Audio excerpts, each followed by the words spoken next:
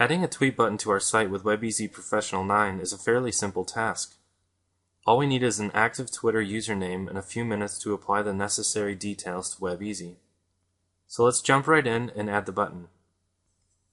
First, we'll open the Insert and Modify tab, click on the upper half of the object icon, and then open the Web Widgets tab. Next, we'll select the Like Twitter option in the list to our left.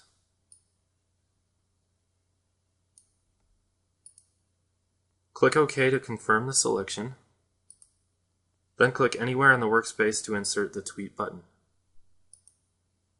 The Object Properties dialog box will open. Then we can double-click on the value column next to User's API ID. Now we can enter the desired Twitter username.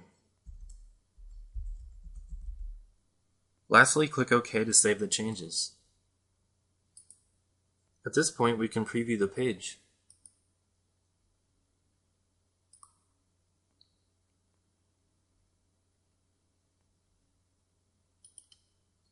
When we click on the tweet button, this opens a new window and will prompt the user to log in if they haven't already.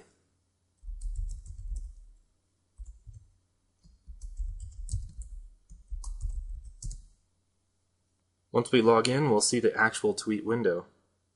The tweet text will contain the title and URL of the current page followed by the ID that we had entered earlier. Please note that during the preview mode, the URL will not be shown in the tweet.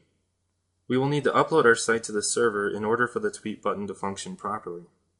So let's go over to the other tab that has our site, which is uploaded, to demonstrate the difference.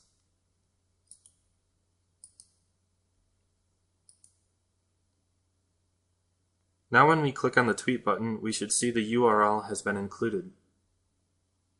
And that's all we have to do to add a tweet button for Twitter. Thanks for watching.